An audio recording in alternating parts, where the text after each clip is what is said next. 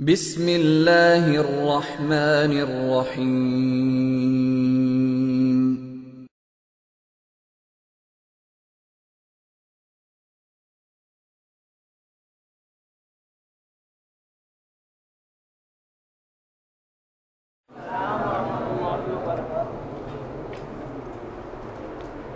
نحمدہ و نصلی علی رسولہ الکریم، اما بعد، بسم اللہ الرحمن الرحیم۔ مستشرقین یہ ایک یہودی لابی ہے، ان کی جانب سے مسلمانوں میں ایک اعتراض گردش کر رہا ہے کہ کون سا مسلک ٹھیک ہے، کون سا فرقہ ٹھیک ہے، کون سا گروہ ٹھیک ہے، کس مولوی کے پیچھے ہم چلیں۔ مستشرقین ایک یہودی لابی ہے، ان کی جانب سے مسلمانوں میں ایک اعتراض گردش کر رہا ہے کہ کون سا مسلک ٹھیک ہے، کون سا فرقہ ٹھیک ہے، کس مولوی کے پیچھے ہم چلیں۔ اس سوال کے دو جواب ہیں، ایک جواب ہے علمی اور ایک جواب ہے مشاہداتی۔ علمی جواب ہم شروع کرتے ہیں۔ دنیا میں بعض باتیں ایسی ہیں جن کو کہتے ہیں مسلمات بدیہیات۔ مسلمہ شے وہ ہوتی ہے جس کا منکر کائنات میں کوئی نہ ہو، اور بدیہی چیز وہ ہوتی ہے جو دلیل کی محتاج نہ ہو۔ جیسے دوپہر کا سورج یہ دلیل کا محتاج نہیں ہے۔ وہ تین باتیں آپ لکھیں، مسلمات بدیہیات میں سے اس مجلس میں تین باتیں آپ کے سامنے عرض کرنی۔ نمبر ایک، دنیا کا مسلمہ اصول ہے کہ ہر فن میں ماہر فن کی چلتی ہے، ہر فن میں ماہر فن کی چلتی ہے۔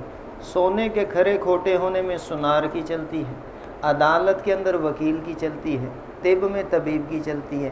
لکل فن رجال، ہر فن کے کچھ لوگ ہوتے ہیں۔ مشرکین عرب نے شعر و شاعری کے ذریعے سے اسلام کی، مسلمانوں کی اور نبی علیہ الصلوۃ والسلام کی توہین کی، تو آپ صلی اللہ علیہ وسلم نے حضرت حسان رضی اللہ تعالیٰ عنہ کو بلا کے فرمایا کہ حسان، ان مشرکین عرب کو شعر و شاعری کے ذریعے سے جواب دو۔ تو ثابت ہوا دشمن کے پاس جیسا ہتھیار ہو، مسلمانوں کے پاس بھی اسی انداز کا ہتھیار ہونا چاہیے اسباب کے درجے میں۔ شعر و شاعری میں حسب نسب کی ضرورت پڑتی ہے، تو جب حسب نسب معلوم کرنا ہو جاؤ ابو بکر صدیق رضی اللہ تعالیٰ عنہ کے پاس، وہ حسب نسب میں زیادہ بڑے عالم ہیں، بڑے ماہر ہیں۔ تو آپ صلی اللہ علیہ وسلم کا حضرت حسان کو ابو بکر صدیق رضی اللہ تعالیٰ عنہ کے پاس بھیجنا اس بات کی دلیل ہے کہ ہر فن میں ماہر فن کی چلتی ہے۔ طبقات ابن سعد میں حضرت عمر رضی اللہ تعالیٰ عنہ کے متعلقہ ایک واقعہ موجود ہے۔ ایک آدمی آیا حضرت کی مجلس میں، آ کے عرض کیا حضرت فلاں شخص نے اپنی شعر و شاعری میں میری توہین کی ہے، تو میں آپ کے پاس مقدمہ لے کے آیا ہوں، آپ سماعت فرمائیں تو اس کو سزا دیں آپ۔ تو حضرت عمر رضی اللہ تعالیٰ عنہ شعر و شاعری میں ماہر نہیں تھے۔ حضرت حسان کو بلا کے فرمایا کہ بھئی یہ شعر سنو، شعر سننے کے بعد یہ بتاؤ کہ آیا ان شعروں میں فلاں آدمی کی ہجو ہے، توہین ہے، تذلیل ہے یا نہیں۔ انہوں نے شعر سنے، شعر سننے کے بعد فرمایا کہ حضرت ان اشعار میں فلاں آدمی کی کوئی توہین نہیں۔ تو حضرت عمر نے مقدمے کو ڈسچارج کر دیا، خارج کر دیا۔ تو حضرت عمر کا حضرت حسان کو بلانا اس بات کی دلیل ہے کہ ہر فن میں ماہر فن کی چلتی ہے۔ دنیا کا یہ مسلمہ اصول ہے۔ نمبر دو، ماہر فن وہ ہوتا ہے جس میں اس فن کی شرائط بھی ہوں اور ماہرین فن کی شہادت بھی ہو۔ ماہر فن وہ ہوتا ہے جس میں اس فن کی شرائط بھی ہوں اور ماہرین فن کی شہادت بھی ہو، یعنی گواہی بھی ہو۔ حضرت مولانا اشرف علی تھانوی رحمہ اللہ نے ایک حکایت نقل کی ہے۔ ایک بادشاہ تھا، بادشاہ کا ایک حجام، اس کے ذمہ بادشاہ کی حجامت بنانا، وقت پہ اس نے حجامت نہ بنائی۔ بادشاہ کو بڑا غصہ آیا کہ کل کو اس کو میرے دربار میں حاضر کرو، میں اس سے پوچھوں گا کہ میری حجامت وقت پہ کیوں نہیں بنائی۔ کسی خیر خواہ نے اس کو راتوں رات جا کے بتا دیا کہ بادشاہ سلامت بڑا غصے میں ہے، تو نے ان کی حجامت وقت پہ نہیں بنائی۔ تو وہ بیچارہ راتوں رات اپنے آلات لے کر حجامت بنانے کے سیدھا بادشاہ کے محل پہنچا۔ دربان سے کہا اندر جانے تو دربان نے کہا اپنی ذمہ داری پہ چلے جاؤ، بادشاہ تو سویا ہوا ہے۔ وہ اندر چلا گیا، بادشاہ سویا ہوا تھا، اس نے سوتے سوتے بادشاہ کی حجامت بنا دی، خط وغیرہ بنا دیا۔ اور یہ کوئی بات ناممکن نہیں ہے، آج بھی آپ چلے جائیں اکثر دکانوں میں لوگ حجامت بنوا رہے ہوتے ہیں، سو رہے ہوتے ہیں۔ تو اب بادشاہ صبح اٹھا، دیکھا حجامت بنی ہوئی، اچھا، دربان سے پوچھا کہ یہ میری حجامت کس نے بنائی؟ تو دربان نے کہا جی وہ آپ کا خادم خاص آیا تھا، اس نے بنائی ہے۔ بڑا خوش ہوا، اچھا چلو اس کو دربار میں حاضر کرو، کل میں اس کو ڈگری جاری کرتا ہوں کہ آج کے بعد سے تو کوالیفائڈ حجام ہے، اور یہ اشرفیاں بطور انعام کے۔ وہ ڈگری لے کر، اشرفیاں لے کر بڑا خوش گھر جا رہا ہے کہ آج میری بیگم بڑی خوش ہو جائے گی۔ بیوی سے جا کے کہا دیکھو بادشاہ نے مجھے ڈگری جاری کی ہے کہ آج کے بعد سے تو کوالیفائڈ حجام ہے، یہ اشرفیاں بطور انعام کے۔ بیوی کہتی ہے میں نہیں مانتی کہ تو ماہر حجام ہے، میں نہیں مانتی۔ کہ کیوں نہیں مانتی؟ بیوی کہتی ہے بادشاہ کو کیا پتا کہ حجامت کیسے بنائی جاتی ہے، میں اس وقت مانوں گی جب 10 حجام کہیں گے تو ماہر حجام ہے، اس وقت مانوں گی۔ تو دیکھو اس عورت کو بھی پتہ تھا کہ ماہر فن کون ہوتا ہے، جس کے اندر فن کی شرائط بھی ہوں اور ماہرین فن کی شہادت بھی ہو۔ نمبر 3، ماہر فن سے اختلاف کا حق صرف ماہر فن کو ہوتا ہے۔ ماہر فن سے اختلاف کا حق صرف ماہر فن کو ہوتا ہے۔ سونے کے کھرے کھوٹے ہونے میں سنار سے مخالفت کا حق صرف سنار کو۔ عدالت کے اندر وکیل سے مخالفت کا حق صرف وکیل کو۔ کیس کی سماعت ہو رہی ہے، جج موجود ہے، وکلاء موجود ہیں، MBBS ڈاکٹر جا کے کہے جناب اس وکیل کے مقابلے میں دلائل پیش کروں گا، تو جج نے پتہ کیا کہنا ہے؟ ڈاکٹر صاحب زیادہ شوق ہے نا اس وکیل کے مقابلے میں آنے کا، جاؤ سب سے پہلے ایڈوکیٹ کی ڈگری لے کے آؤ، ورنہ اپنا کلینک سنبھالو۔ تو ماہر فن سے اختلاف کا حق صرف ماہر فن کو ہے۔ بخاری شریف کے اندر حدیث موجود ہے، آپ صلی اللہ علیہ وسلم جب صحابہ کرام سے بیعت لیا کرتے تھے اس وقت یہ الفاظ ہوتے تھے، اللہ ننازل امر اہلہ، کہ جو جس فن میں ماہر ہیں ہم ان سے اختلاف، نزاع، جھگڑا نہیں کریں گے۔ تو ماہر فن سے اختلاف کا حق صرف ماہر فن کو ہے۔ یہ 3 مسلمات بدیہیات میں نے آپ کے سامنے پیش کی ہیں۔ فائدے کی 2 چیزیں، دنیا میں جتنے اہل باطل ہیں اسلام کے نام سے، ان کی 2 موٹی نشانیاں آپ یاد رکھیں۔ نمبر 1، ان کا امام جاہل ہوگا، مقتدا، لیڈر، قائد جاہل ہوگا، بظاہر وہ علوم پڑھتا ہوگا لیکن اصل فہم سے جاہل ہوگا۔ مسلم شریف میں حدیث آتی ہے ان قریب علم اٹھا لیا جائے گا، اللہ علماء کو وفات دے دیں گے، لوگ جو ہلاک کو اپنا امام بنائیں گے وہ خود بھی گمراہ ہوں گے، دوسروں کو بھی گمراہ کریں گے۔ فائدے کی دوسری چیز، آپ نے کسی کو کوئی ایک تو اہل باطل کی ایک نشانی ہے، دوسری نشانی بھی یاد رکھیں کہ وہ سلف صالحین کو لعن طعن کریں گے۔ ترمذی شریف میں حدیث ہے لعن آخر حاضر امتی اولہا، کہ بعد والے لوگ پہلے والوں کو لعن طعن کریں گے۔ یہ اہل باطل کی 2 موٹی نشانیاں ہیں۔ فائدے کی دوسری چیز، آپ نے کسی کو کوئی بات سمجھانی ہے یا منوانی ہے، اس کا سب سے آسان طریقہ یہ ہے کہ جس بات کو وہ بھی مانتا ہو اس کو کسوٹی، پیمانہ، معیار بنا کے بات سمجھا لو۔ اس پہ ایک قصہ میں عرض کرتا ہوں۔ حضرت مولانا قاری محمد طیب صاحب رحمہ اللہ، سابق محتمم دارالعلوم دیوبند انڈیا، انہوں نے خطبات میں اپنا واقعہ لکھا ہے۔ فرمایا کہ میں پاکستان آیا ہوا تھا، کراچی سے لاہور کا سفر تھا بذریعہ ٹرین۔ جس سیٹ پہ میں بیٹھا تھا میرے ساتھ والی سیٹ پہ ایک اپ ٹو ڈیٹ قسم کا نوجوان بیٹھا تھا، میں اس کو نہیں جانتا تھا، وہ مجھے جانتا تھا، تو میرا بڑا اکرام و اعزاز کر رہا ہے، اسٹیشن آتا ہے، وضو کا پانی لے آتا ہے، کھانے پینے کی کوئی چیز لے آتا ہے۔ میں بڑا متعجب ہو رہا ہوں، حیران ہو رہا ہوں کہ میں اس کو نہیں جانتا، یہ مجھے جانتا ہے، آخر کیا وجہ ہے کہ میرا اتنا اکرام و اعزاز کر رہا ہے۔ کچھ وقت گزرا تو بات واضح ہو گئی، وہ منکر حدیث تھا۔ وہ کون تھا جی؟ منکر حدیث۔ وہ حضرت کے ساتھ بحث کرنا چاہتا تھا اور سستی شہرت حاصل کرنا چاہتا تھا۔ اور یہ اہل باطل کا وتیرہ ہے کہ ان کا ادنا سے ادنا آدمی ہمارے اعلیٰ سے اعلیٰ آدمی سے بحث کا شوقین ہوگا. 2-2.5 گھنٹے بحث کر کے پھر اپنے حلقے میں جا کے کہے گا جی میں نے مولانا الیاس گنبد صاحب سے 2 گھنٹے بات کی، وہ مجھے مطمئن نہیں کر سکے. مقصد سستی شہرت. مقصد کیا ہے جی؟ سستی شہرت. حضرت سمجھ گئے کہ یہ اب ماننے والا. دلائل اس کو دے رہے ہیں کہ نبی کی حدیث حجت. بحث شروع ہو گئی. فرمایا نبی کی حدیث حجت ہے، یہ دلیل یہ دلیل یہ دلیل. وہ ماننے کے لیے تیار نہیں. جب دیکھا کہ ماننے والا نہیں ہے تو حضرت نے فرمایا کہ بھائی تو کسی بات کو مانتا بھی ہے. کہتا جی ہاں میں قرآن کو مانتا ہوں. کیا مانتا ہے؟ کہتا قرآن اللہ کا کلام ہے. تو فرمایا تجھے کیسے پتہ چلا کہ یہ قرآن اللہ کا کلام ہے؟ کہتا اللہ کے نبی نے فرمایا.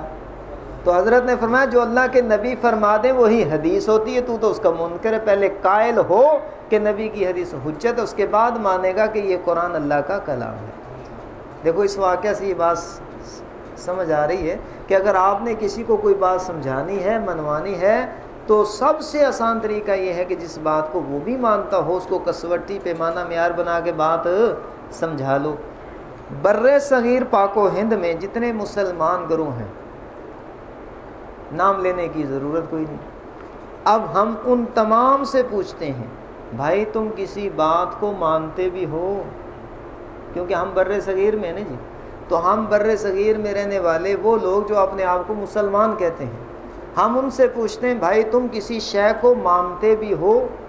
سب کا ایک ہی جواب ہوگا کہ ہم قرآن کو مانتے ہیں. ایسا مسلمان، ایسا بندہ جو اپنے آپ کو مسلمان کہتا ہو اور یہ کہے جی میں قرآن کو نہیں مانتا، ایسا بندہ ہمیں نہیں ملے گا. ہاں ایسے لوگ مل جائیں گے جو کہتے ہیں ہم مسلمان ہیں، ہم حدیث کو نہیں مانتے. تو قرآن مسلمانوں کی مسلمہ شے ہے. اللہ رب العزت نے اس قرآن کو نازل کیا. اللہ تعالیٰ فرماتے ہیں کہ ہم ہی اس قرآن کے محافظ ہیں. وَإِنَّا لَهُ لَحَافِظُونَ، کہ ہم ہی اس قرآن کے محافظ ہیں. اس آیت کے تحت علامہ قرطبی رحمہ اللہ نے خلیفہ مامون کا ایک قصہ نقل کیا ہے. خلیفہ مامون ہر سال ایک جلسہ منعقد کروایا کرتا تھا. اس جلسے پہ مختلف مذاہب کے لوگ آتے تھے، اپنے اپنے عقائد و نظریات وہ پیش کرتے تھے، بیان کرتے تھے. ایک نوجوان آیا، اسرائیلی یہودی نوجوان، تو اس نے عربی زبان میں تقریر کی، بڑی فصاحت اور بلاغت کے ساتھ اپنے مذہب کو ثابت کرنے کی کوشش کی. خلیفہ مامون نے تقریر سنی تو دل میں یہ شوق پیدا ہوا کہ اتنا خوبصورت نوجوان ہے، جہنم میں جائے گا اگر کلمہ نہیں پڑھے گا، تو میں اس کو اسلام کی دعوت دیتا ہوں، اللہ کرے یہ جنت میں چلا جائے. پروگرام کے بعد اس کو خصوصی کمرے میں بلا کے اس کا اکرام و اعزاز کیا، کھلایا پلایا، اس کو اسلام کی دعوت دی کہ تو مسلمان ہو جا. وہ آگے سے کہتا ہے جی میں اپنے آباء و اجداد کے دین کو نہیں چھوڑ سکتا. خلیفہ مامون بڑا مایوس ہوا. اللہ سے مایوسی حرام ہوتی ہے، لوگوں سے بندہ مایوس ہو جاتا ہے. وہ چلا گیا، اسلام نہیں لایا. 1 سال کے بعد جب دوبارہ وہاں جلسہ منعقد ہوا، اب ایک نوجوان آتا ہے، چہرے پہ داڑھی ہے، چہرہ نورانی ہے، سر پہ پگڑی ہے، اسلام کی حقانیت پہ تقریر کر رہا ہے عربی زبان میں بڑی فصاحت اور بلاغت کے ساتھ. خلیفہ مامون بار بار اس کو دیکھ رہا ہے اور دیکھ کے دل میں کہتا ہے جی جانی پہچانی شخصیت لگتی ہے. پروگرام کے بعد خصوصی کمرے میں بلا کے اکرام و اعزاز کرنے کے بعد اس کو غور سے دیکھا تو پہچان لیا، اور کہتا ہے مجھے یوں محسوس ہوتا ہے کہ آپ گزشتہ سال آئے تھے، آپ کہیں وہ یہودی نوجوان تو نہیں ہو، اسرائیلی نوجوان؟ اس نے کہا میں اسرائیلی تھا، میں نبی کا غلام ہوں، اب میں نبی کا غلام ہوں. اچھا تیرے اندر یہ تبدیلی کیسے ہے؟ تو کہتا تھا میں اپنے آباء و اجداد کے دین کو نہیں چھوڑ سکتا. اس نے کہا جی میں تورات کا عالم ہوں، انجیل کا عالم ہوں، قرآن کا عالم ہوں، میں کاتب بھی ہوں. جب قرآن کی آیت میرے سامنے آئی وَإِنَّا لَهُ لَحَافِظُونَ، میں نے کہا چلو تجربہ کرتے ہیں. میں نے تورات کے 3 نسخے لکھے، انجیل کے 3 نسخے لکھے، قرآن کے 3 نسخے لکھے، اور تینوں کتابوں میں نے اپنی طرف سے کمی بیشی کی. اب اگر آپ دیکھیں نا 1 سال میں یہ کتابیں لکھنا بظاہر ناممکن ہے، لیکن جب طالب صادق ہو کوئی بندہ تو اللہ تعالیٰ اس کے اوقات میں، وقت میں برکت پیدا کر دیتے ہیں. یہ تو ایسی حقیقت ہے جس کو ارشاد الحق عصری موجودہ دور کا غیر مقلدین کا محقق ہے فیصل آباد کا، اس نے بھی اپنے مقالات میں تسلیم کیا، پورا چیپٹر لکھا ہے کہ اللہ تعالیٰ جو ہے نیک لوگوں کے اوقات میں برکت پیدا کر دیتے ہیں. تو طالب صادق تھا. اب کہتا ہے میں تورات لے کے گیا یہودی علماء کے پاس, ہاتھوں ہاتھ انہوں نے لے لیا, اچھے دام دیے. اور میں انجیل لے کے گیا نصرانی پادریوں کے پاس, ہاتھوں ہاتھ انہوں نے لے لیا, اچھے دام دیے. جب میں قرآن لے کے گیا مسلمان دکانداروں کے پاس, ایک کے پاس نہیں درجنوں دکانداروں کے پاس, انہوں نے ان نسخوں کو دیکھا. دیکھنے کے بعد کہا بھائی ان نسخوں کو جا کے کسی اونچی جگہ پہ رکھ دو, کہیں بے ادبی نہ ہو, ہم تو ان نسخوں کو مفت لینے کے لیے بھی تیار نہیں. وجہ پوچھی, وجہ یہ بیان کی کہ نسخوں میں کمی بیشی ہوئی ہے. تو کہتا ہے وہ نسخے اب بھی میرے پاس موجود ہیں, کسی نے میرے سے مفت بھی نہیں لیے. تو میرے دل نے گواہی دی کہ واقعی اللہ تعالیٰ قرآن کے محافظ ہیں. وَإِنَّا لَهُ لَحَافِظُونَ. ایک جگہ پہ ایک یہودی, ایک نصرانی, ایک مسلمان بیٹھے ہوئے تھے. مسلمان نے کہا کہ آج اس مجلس میں اللہ کا کلام پڑھا جائے گا اس زبان میں جس زبان میں اللہ نے اس کو نازل کیا. اعوذ باللہ بسم اللہ پڑھ کے قرآن کی تلاوت کی, سورۃ فاتحہ کی. فرمایا کہ میں نے عربی میں تلاوت کی, اللہ نے عربی میں اتارا ہے. قرآن میں نے پڑھا ہے, تلاوت کی ہے عربی میں, اللہ نے عربی میں اتارا. اب تم تورات کی تلاوت کرو, انجیل کی تلاوت کرو, لیکن شرط کو ملحوظ خاطر رکھنا اس زبان میں جس زبان میں اللہ نے ان کو نازل کیا. وہ لے کے بیٹھے تھے, انگلش کے ترجمے پڑھنے لگے. تو مسلمان نے کہا انگلش میں اتری ہیں, کہتے جی نہیں عبرانی میں, سریانی میں. تو مسلمان نے کہا عبرانی میں پڑھو, سریانی میں پڑھو. کہتے ہیں یہ زبانیں دنیا سے ناپید ہو گئیں, ختم ہو گئیں.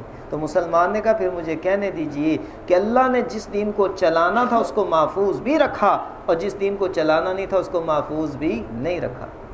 تحقیقی بات یہ ہے کہ ساری کتابیں عربی میں اتری ہیں. تحقیقی بات کیا ہے, ساری کتب آسمانی جو ہیں وہ عربی میں اتری ہیں, بعد میں ان کے ترجمے ہوئے. لیکن یہودیوں کا, نصرانیوں کا اپنا نظریہ یہ ہے کہ عبرانی میں, سریانی میں, عبرانی میں, سریانی میں. جرمنی کے اندر شعبہ تحقیق والوں نے قرآن پہ ریسرچ کی, مشرق مغرب شمال جنوب سے 40,000 نسخے اکٹھے کیے. دیکھیں کمی بیشی تو نہیں, دیکھا تو ایک نقطے کا بھی فرق نہیں نکلا. تو قرآن بالکل محفوظ ہے. قرآن کیا جی, بالکل محفوظ ہے. قرآن صرف الفاظ کا نام نہیں ہے, الفاظ اور معانی دونوں کے مجموعے کا نام قرآن ہے. الحمد ایک لفظ, ایک اس کا معنی بھی ہے. الرحمن ایک لفظ, ایک اس کا معنی بھی ہے. نور الانوار کے اندر بھی یہ بحث موجود ہے, اور بھی اصول فقہ کی کتب کے اندر یہ بحث موجود ہے کہ قرآن صرف الفاظ کا نام نہیں ہے, الفاظ اور معانی دونوں کے مجموعے کا نام کیا ہے, قرآن. اللہ رب العزت قرآن کے محافظ ہیں. تو اللہ تعالیٰ الفاظ قرآنی کے بھی محافظ ہیں, مفہوم قرآنی کے بھی محافظ ہیں. اللہ تعالیٰ نے قرآن کی حفاظت کا سب سے بنیادی ذریعہ کس کو بنایا, یہ ایک سوال ہے. دنیا دار الاسباب ہے, تو سبب کے درجے میں اللہ تعالیٰ نے قرآن کی حفاظت کا سب سے بنیادی ذریعہ کس کو بنایا. ٹھیک ہے قلم بھی ذریعہ مانتے ہیں, دوات اور سیاہی, تختیاں, چمڑا, کاغذ, گتا, یہ بھی ذرائع ہیں مانتے ہیں, لیکن بنیادی نہیں. قرآن کی حفاظت کا سب سے بنیادی ذریعہ اہل علم ہے. کون ہے جی, اہل علم. اہل علم کے ذریعے سے اللہ تعالیٰ نے قرآن کی حفاظت کروائی ہے, کروا رہے ہیں, انشاءاللہ قیامت تک کرواتے رہیں گے. کیونکہ قلم بھی کسی عالم دین کے ہاتھ میں آئے گا, دوات اور سیاہی بھی کوئی عالم دین ہی استعمال کرے گا, تختیاں, چمڑا, کاغذ, گتا, یہ بھی کوئی عالم دین ہی استعمال کرے گا. تو قرآن کی حفاظت کا سب سے بنیادی ذریعہ کیا ہے جی, اہل علم. اس کی موٹی دلیل آپ ان سے پوچھیں جی, قرآن وہ الماری سے نکال کے دکھاتے ہیں, یہ قرآن آپ تک یہ قرآن کیسے پہنچا, آپ تک یہ قرآن کیسے پہنچا, کس واسطے سے پہنچا, اس واسطے کا نام کیا ہے. تو پھر خود ہی کہیں گے اہل علم, اہل علم کے واسطے سے پہنچا نا. اب توجہ فرمانا, جہاں اہل علم نے ہم تک الفاظ قرآنی پہنچائیں, وہیں پہ انہوں نے مفہوم قرآنی بھی پہنچائے ہیں. اہل علم کے ذریعے سے قرآن ہم تک پہنچا, تو الفاظ قرآنی بھی اہل علم کے ذریعے سے ہم تک پہنچے, اور مفہوم قرآنی بھی اہل علم کے ذریعے سے ہم تک پہنچے ہیں. جہاں انہوں نے الفاظ کے پہنچانے میں کوئی خیانت نہیں کی, نہ زیر کی, نہ زبر کی, نہ پیش کی, نہ نقطے کی, تو ماننا پڑے گا کہ مفہوم قرآنی کے پہنچانے میں بھی انہوں نے کوئی خیانت نہیں کی. اب اگر کوئی بے وقوف یہ کہے کہ انہوں نے الفاظ تو صحیح سے ہی پہنچا دیے لیکن معنی اور مفہوم کے پہنچانے میں خیانت کی، تو ہم کہیں گے جناب خائن ہوتا ہے، خائن ہوتا ہے۔ اگر انہوں نے بقول تمہارے کہ مفہوم قرآنی کے پہنچانے میں خیانت کی ہے تو پھر جناب الفاظ بھی محفوظ نہ رہیں گے، وہاں بھی خیانت کا شائبہ پایا جائے گا۔ پھر سوال ہوگا کیا معاذ اللہ اللہ تعالیٰ قرآن کی حفاظت کرنا نہیں جانتے؟ کیا معاذ اللہ اللہ تعالیٰ قرآن کی حفاظت کرنے سے عاجز آ گئے؟ عجز کی نسبت اللہ کی طرف کرنا یہ سراسر کفر ہے۔ ماننا پڑے گا کہ قرآن بالکل محفوظ، الفاظ بھی محفوظ اور معنی بھی محفوظ۔ اس دور میں ایک ہے دین کا بتانا اور ایک ہے دین کا بنانا۔ دین کا بتانے والا وہ ہے جو الفاظ بھی اوپر والے سنائے، معنی بھی اوپر والا آپ کو سنائے، یہ دین کا بتانے والا دین کا خادم ہے، اس کا ہم نے ساتھ دینا ہے۔ اور دین کا بنانے والا کون ہے؟ جو الفاظ تو اوپر والے سنائے، معنی وہ بیان کرے جو گھر بیٹھ کے بنایا ہے۔ یہ دین کا بنانے والا دین کا دشمن ہے، ہم نے اس کا ساتھ نہیں دینا، اس کے سامنے شیشہ پلائی دیوار بن جانا ہے۔ تو ہم نے حق کو پہچاننا ہے، حق کی اتباع کرنی ہے، اور باطل کو بھی پہچاننا ہے، باطل سے بچنے کی اللہ سے توفیق مانگنی ہے۔ تو یہ اللہ کے نبی کی دعا کا خلاصہ بھی ہے، اللہ مجھے حق دکھا، حق کی اتباع نصیب فرمائے، اللہ مجھے باطل بھی دکھا، باطل سے بچنے کی بھی توفیق عطا فرما۔ تو اب چند مثالیں میں آپ کو دیتا ہوں جس سے آپ کو واضح ہو جائے گا کہ کون سا مسئلہ، کون سا گروہ، کون سا فرقہ دین بتانے والا ہے اور کون سا گروہ جو ہے دین بنانے والا ہے۔ ابھی چند لمحات میں آپ کو اندازہ ہو جائے گا۔ صدیوں سے علماء امت، ماہرین فن، صدیوں سے علماء امت قرآن کی آیات پڑھ کے، کون سی آیت؟ ما کان محمد ابا احد من رجالکم ولکن رسول اللہ وخاتم النبیین، اور اس جیسی آیات پڑھ کے یہ معنی، یہ مفہوم بیان کرتے چلے آ رہے تھے کہ اللہ کے نبی آخری نبی ہیں، اللہ کے نبی آخری نبی۔ مرزا غلام احمد قادیانی اٹھا، اس نے کہا جی میں قرآن کی اتنی آیات سے یہ ثابت کر سکتا ہوں کہ ابھی نبوت جاری ہے اور میں بھی اللہ کا نبی ہوں، معاذ اللہ ثم معاذ اللہ۔ علماء نے کہا وہ آیات جو تو نے پڑھی ہیں سر آنکھوں پہ، ان آیات کے تحت جو تم نے یہ معنی مفہوم بیان کیا ہے، یہ بتایا ہے یا بنایا ہے؟ اگر بنایا ہے قبول نہیں، اگر بتایا ہے تو 1400 سالوں میں کون سا ماہر فن اس مفہوم کا قائل ہے؟ کون سا فقیہ، کون سا مفسر، کون سا محدث اس مفہوم کا قائل ہے؟ تو ایک حوالہ بھی وہ پیش نہیں کر سکتا۔ تو علماء نے کہا تو دین بنانے والا ہے، تو دین کا دشمن ہے۔ صدیوں سے علماء امت قرآن کی آیت آمنو کما آمن الناس رضی اللہ عنہ ورضوا عنہ وعد اللہ الحسنہ، یہ آیات پڑھ کے صدیوں سے علماء امت یہ معنی، یہ مفہوم بیان کرتے چلے آ رہے تھے کہ صحابہ جنتی ہیں، صحابہ کا ایمان معیار حق ہے، اللہ ان سے راضی ہو چکا، وہ اللہ سے راضی ہو چکے۔ اب اہل تشیع حضرات اٹھے، انہوں نے کہا جی ہم قرآن کی اتنی آیات سے یہ ثابت کر سکتے ہیں کہ معاذ اللہ ثم معاذ اللہ چند صحابہ کے علاوہ باقی سب صحابہ مرتد کافر ہو چکے تھے، منافق تھے۔ تو علماء نے کہا وہ آیات جو تم نے پڑھی ہیں سار آنکھوں پہ، ان آیات کے تحت جو تم نے یہ معنی مفہوم بیان کیا ہے، یہ بتایا ہے یا مرزے کی طرح گھر بیٹھ کے بنایا ہے، یہ بھی پکڑے گے۔ 1400 سالوں میں کوئی ماہر فن اس مفہوم کا قائل آپ کو نہیں ملے گا۔ صدیوں سے علماء امت قرآن کی آیت اطیعوا اللہ واطیعوا الرسول واولی الامر منکم، یہ آیت پڑھ کے صدیوں سے علماء امت یہ معنی، یہ مفہوم بیان کرتے چلے آ رہے تھے۔ اطاعتیں 3 قسم کی ہیں، اللہ کی اطاعت، اللہ کے رسول کی، اور اولی الامر کی۔ اب غیر مقلدین بنام اہل حدیث اٹھے، کہتے ہیں جی ہم قرآن کی اتنی آیات سے یہ ثابت کر سکتے ہیں اطاعتیں صرف 2، تیسری اطاعت کوئی نہیں۔ علماء نے کہا وہ آیات جو تم نے پڑھی ہیں سار آنکھوں پہ، ان آیات کے تحت جو تم نے معنی مفہوم بیان کیا ہے، یہ مرزے کی طرح گھر بیٹھ کے بنایا ہے یا بتایا ہے، یہ بھی پکڑے گے۔ 1400 سالوں میں کوئی ماہر فن، کوئی فقیہ، کوئی مفسر، کوئی محدث اس مفہوم کا قائل آپ کو نہیں ملے گا۔ صدیوں سے علماء امت قرآن کی آیت قل انما انا بشر مثلکم، اعلان فرما دیجئے میں بشر ہوں تمہاری طرح، یہ آیت پڑھ کے صدیوں سے علماء امت یہ معنی یہ مفہوم بیان کرتے چلے آ رہے تھے کہ اللہ کے نبی نوع بشر میں سے ہیں، حضرت آدم کی اولاد میں سے ہیں۔ اب بریلوی حضرات اٹھے، انہوں نے کہا جی ہم قرآن کی اتنی آیات سے یہ ثابت کر سکتے ہیں کہ معاذ اللہ ثم معاذ اللہ کے نبی کوئی اور مخلوق تھی۔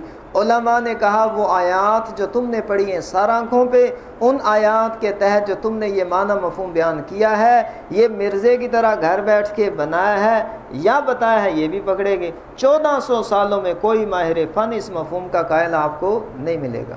صدیوں سے علماء امت قرآن کی آیات پڑھ کے یہ عقیدہ یہ معنی یہ مفہوم بیان کرتے چلے آ رہے تھے، یثبت اللہ الذین آمنوا بالقول ثابت فی الحیاۃ الدنیا وفی الآخرہ من اعرض عن ذکری فإن له معیشۃ ضنکا ولا تقولوا لمن یقتل فی سبیل اللہ اموات۔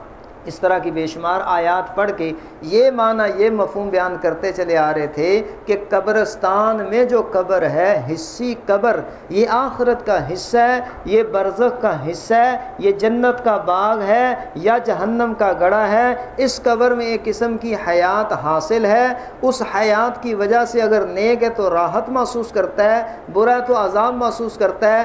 چلتے چلتے روضہ رسول پہ پہنچتے ہیں کہ نبی کا روضہ، نبی کی قبر جنت کا باغ ہے اور آخرت کا حصہ ہے، برزخ کا حصہ ہے۔ اللہ کے نبی کو وہاں پہ ایک قسم کی حیات حاصل ہے، اس حیات کی وجہ سے جیسے روح راحت میں ہے جنت کی، اسی طرح بالکل جسم مبارک بھی جنت کی راحت میں۔ اب یہ عقیدہ یہ مفہوم یہ معنی صدیوں سے علماء امت بیان کرتے چلے آ رہے تھے۔ اب مماتی حضرات اٹھے، انہوں نے کہا جی ہم قرآن کی اتنی آیات سے، اور وہ ساری آیتیں آپ ان کی لکھوا لو، کون کون سی آیتیں وہ پڑھتے ہیں؟ کل نفس ذائقۃ الموت، اموات غیر احیاء، اللہ یتوفی الانفس حین موتها انک میت وانہم میتون قد خلت من قبلہ الرسل، یہی آیتیں پڑھتے ہیں نا۔ وہ ساری آیتیں آپ ان کی لکھوا لو، 11 ہیں 12 ہیں، ان سے پوچھ لو کوئی رہتی تو نہیں۔ اور ساری آیتیں لکھوانے کے بعد نیچے لائن لگا دو، کیا لگا دو؟ لائن۔ اس کے نیچے ان کا عقیدہ لکھ دو، ان کا معنی مفہوم بیان جو کرتے ہیں وہ لکھ دو۔ کیا یہ حصی قبر قبر نہیں، اس قبر میں راحت نہیں، اس قبر میں عذاب نہیں، یہ محل نزاع ہے۔ اس حصی قبر میں راحت نہیں، اس حصی قبر میں عذاب نہیں، یہ آخرت کا حصہ نہیں، یہ برزخ کا حصہ نہیں، یہ جنت کا باغ نہیں، یہ جہنم کا گڑھا نہیں، اس قبر میں کسی قسم کی کوئی حیات نہیں۔ مفہوم ایک ہی ہے، تعبیر مختلف ہے۔ مفہوم ایک ہے، تعبیر مختلف۔ منڈی بہاؤالدین میں تخت محل کے مناظرے میں ہم نے اسی انداز سے تعبیرات پیش کیں تو انہوں نے کہا دیکھو جی یہ عقیدے میں تضاد ہے۔ ہم نے کہا مفہوم ایک ہے، تعبیریں مختلف ہیں۔ کراچی جانا ہو تو اس کی کئی صورتیں ہو سکتی ہیں نا، جہاز کے ذریعے سے، ٹرین کے ذریعے سے، ڈائیو کے ذریعے سے، کار کے ذریعے سے، تو مقصد وہاں پہنچنا ہے۔ تعبیریں جو ہیں وہ مختلف ہو سکتی ہیں لیکن مفہوم ایک ہی ہے۔ مفہوم کیا ہے؟ ایک ہی۔ کان ادھر سے پکڑ لو ادھر سے پکڑ لو، بات ایک ہی ہے۔ تو اب صدیوں سے علماء امت یہ معنی یہ مفہوم بیان کرتے چلے آ رہے تھے۔ مماتی کہتے ہیں ہم اتنی آیات سے، اب جتنی آیتیں مماتی پڑھتے ہیں سب کا جواب ہوا کہ نہ ہوا؟ وہ ساری آیتیں لکھنے کے بعد نیچے لائن لگا کے ان کا عقیدہ لکھ کے نیچے پھر لائن لگا دو کہ جی ان آیات سے، یہ الفاظ اوپر سے آئیں تو معنی بھی اوپر سے آئے، ان آیات سے جو تم نے یہ مفہوم بیان کیا ہے، یہ معنی بیان کیا ہے، یہ عقیدہ اخذ کیا ہے، یہ تم نے مرزے کی طرح، شیعوں کی طرح، بریلویوں کی طرح، غیر مقلدین کی طرح گھر بیٹھ کے بنایا ہے یا بتایا ہے؟ پکڑے گی۔ 1400 سالوں میں کوئی ماہر فن، کوئی فقیہ، کوئی مفسر، کوئی محدث اس مفہوم کا قائل آپ کو نہیں ملے گا۔ فی حوالے پہ انشاءاللہ 500 روپے انعام ہم دیں گے، فی حوالے پہ آپ حوالہ پیش کرتے جائیں، 500 روپے ہم سے لیتے چلے جائیں، اپنی حیثیت کے بقدر انعام ہونا چاہیے نا۔ 1400 سالوں میں کوئی ماہر فن، کوئی فقیہ، کوئی مفسر، کوئی محدث اس مفہوم کا قائل آپ کو نہیں ملے گا۔ تو ثابت ہوا یہ سارے دین بنانے والے ہیں، بتانے والے نہیں۔ اب اس ساری گفتگو کو یاد رکھنے کے لیے ایک لطیفہ، مسجد میں نماز ہو رہی تھی جماعت کے ساتھ، ایک امام باقی مقتدی، ایک آدمی آیا اکیلا نماز پڑھ رہا ہے، نماز سے فارغ ہو کے 2-3 نوجوان اس کے پاس گئے، جا کے پوچھا بھائی جماعت سے نماز پڑھ لیتا 27 گنا ثواب ملتا، اکیلا پڑھ رہا ہے پتہ نہیں قبول ہوئی بھی یا نہیں ہوئی۔ وہ کہتا ہے یہ جو تم کر رہے ہو نا، آگے ایک بندہ کھڑا کر کے اس کو تم سجدے کرتے ہو، یہ شرک ہے، اس کا ثبوت قرآن میں نہیں ہے، یعنی جماعت کی نماز کا ثبوت قرآن میں نہیں۔ ان کا اللہ کے بندے قرآن میں ثبوت ہے۔ کہتا پڑھو آیت، انہوں نے آیت پڑھی وَرْكَعُوا مَعَ الرَّاكِعِينَ، رکوع کرو رکوع کرنے والوں کے ساتھ۔ وہ آگے سے پتہ کیا کہتے ہیں، یہ تو رکوع ہے، صلاۃ تو کوئی نہیں۔ انہوں نے کہا اللہ کے بندے 1400 سالوں سے علماء نے اس آیت کا یہ معنی مفہوم بیان کیا ہے کہ جماعت کی نماز۔ کہتا ہے میں نہیں مانتا علماء کو، ان کو کیا پتہ تھا قرآن کا۔ وہ اہل باطل کی موٹی نشانی، دوسری موٹی نشانی کہ سلف صالحین کو لام تان کریں گے۔ یہ جو نیا مفہوم بنایا نا، یہ اس وقت تک چل نہیں سکتا جب تک کہ پہلے بزرگوں کے مفہوم کا یہ رد نہ کریں۔ تو جب سمجھ کے پرلے درجے کا جاہل آدمی، اچھا یہ بتا رکوع روزے میں ہوتا ہے؟ کہتا ہے جی نہیں۔ رکوع زکوٰۃ میں ہوتا ہے؟ کہتا ہے جی نہیں۔ بے رکوع نماز میں ہوتا ہے؟ کہتا ہے میں نہیں مانتا۔ اچھا تو جو اکیلا نماز پڑھ رہا ہے تیرے پاس کیا دلیل ہے؟ کہتا ہے میں تمہاری طرح کوئی جاہل ہوں، آیت بھی پڑھوں گا، صلاۃ کا لفظ بھی ہوگا، تنہا کا لفظ بھی ہوگا، تو پڑھو آیت۔ کہتا ہے ان الصلاۃ تنہا، بے شک نماز اکیلے پڑھو، بے شک نماز اکیلے پڑھو، تنہا بے شک نماز اکیلے پڑھو۔ ان کا اللہ کے بندے اس آیت کا یہ معنی مفہوم نہیں ہے۔ اس آیت کا معنی مفہوم تو یہ ہے ان الصلاۃ تنہا عن الفحشاء والمنکر، کہ نماز بے حیائی بری باتوں سے روکتی ہے۔ علماء نے صدیوں سے یہ معنی بیان کیا۔ کہتا ہے میں آیت پڑھتا ہوں، تم میرے مقابلے میں علماء لاتے ہو۔ کہتا ہے میں آیت پڑھتا ہوں، آیت میں صلاۃ کا لفظ نہیں ہے، تنہا کا لفظ نہیں ہے کہ جی ہے۔ کہتا ہے میں آیت پڑھتا ہوں، تم میرے مقابلے میں علماء لاتے ہو۔ تو اب آپ خود بتاؤ یہ دین بنانے والا ہے یا بتانے والا ہے؟ تو اللہ کی قسم اٹھا کے میں کہہ سکتا ہوں کہ یہ سارے دین بنانے والے ہیں، بتانے والے نہیں ہیں۔ اب آخری دلیل مشاہداتی، کہ کون سا مسلک ٹھیک ہے، کون سا فرقہ ٹھیک ہے، کس مولوی کے پیچھے ہم چلیں۔ دنیا کا مسلمہ اصول ہے تعرف الاشیاء بازدادہا، تعرف الاشیاء بازدادہا، کسی شے کی حقیقت اگر آپ نے معلوم کرنی ہے تو اس کی ضد کو دیکھو۔ دن کی حقیقت دیکھنی رات کو دیکھو، مرد کی حقیقت دیکھنی عورت کو دیکھو، حق کی حقیقت دیکھنی پھر باطل کو دیکھو۔ تو بات ہو رہی بر صغیر پاک و ہند کی۔ اس وقت میرا سوال یہ ہے، اس وقت بر صغیر پاک و ہند میں کون سا مسلمانوں کا وہ گروہ ہے جس گروہ پہ دنیا کفر کی 46 ملکوں کی فوجیں، نیٹو جس کو کہتے ہیں، 46 ملکوں کی فوجوں نے جن پہ یلغار کی ہوئی، بر صغیر پاک و ہند میں کون سا گروہ ہے مسلمانوں کا جس کے اوپر جناب 46 ملکوں کی فوجوں نے یلغار کی ہوئی ہے؟ ان کے جہاز ان پہ بمباری کرتے ہیں، ان کے میزائل ان پہ برستے ہیں، ان کی فوجوں نے ان پہ یلغار کی ہوئی، ان کا میڈیا ان کے خلاف بکواس کرتا ہے۔ تو جواب آپ کو خود مل جائے گا کہ وہ کون سا گروہ ہے۔ وہ گروہ آپ کے ذہن میں آ گیا ہوگا، آ گیا نا جی۔ اب اس گروہ کا عقیدہ کیا ہے، نظریات کیا ہیں؟ اہل سنت والجماعت، حنفی، دیوبندی، پکے حیاتی، پکے حیاتی۔ تو تعرف الاشیاء بازدادہا، کسی شے کی حقیقت اگر آپ نے معلوم کرنی ہے تو اس کی ضد کو دیکھو۔ تو دنیا باطل آپ کو بتائے گا، دنیا کفر بتائے گا کہ اہل حق یہ ہیں، اہل حق یہ ہیں۔ تو یہ میری گفتگو مکمل ہو گئی ہے۔ یہ ایک سوال کا جواب تھا کہ کون سا مسلک ٹھیک، کون سا فرقہ ٹھیک، کس گروہ کے پیچھے ہم چلیں۔ اب مجھے ٹائم دیا گیا ہے 11:30 تک۔ اب کسی کو کوئی اشکال ہو میری گفتگو پر، کسی کو کوئی اشکال ہو میری گفتگو پر، جو گفتگو میں نے کی ہے وہ پرچی بھیجے، اشکال بھیجے، انشاءاللہ اس کا جواب ہم دیں گے۔ جو گفتگو میں نے کی ہے، جو گفتگو ابھی میں نے کی نہیں اس پہ پرچی نہ آئے، کیونکہ آپ کے ہاں کورس چل رہا ہے، ٹائم بھی میرے پاس تھوڑا ہے، 15 منٹ کے اندر میں نے جواب دینا ہے۔ تو میری گفتگو پر اگر کوئی علمی اشکال آپ کے پاس ہے تو آپ کر لیں۔ 11:30 تک ابھی وہ ٹائم ہے، ماشاءاللہ۔ 11:15 مجھے کہا تھا انہوں نے شروع کرنا ہے، تو غلط آ گیا پھر میں۔ اب کیا حکم ہے جی؟ منتظم، پھر ہم غلطی سے آ گئے جی۔ 11:15 کا ٹائم تھا ہمارا نا۔ ہاں جی، کوئی ہے سوال؟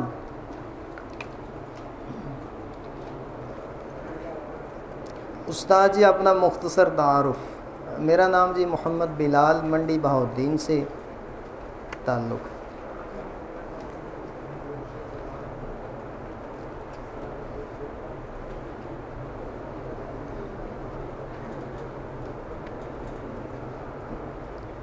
وآخر دعوانا الحمد للہ رب العالمین.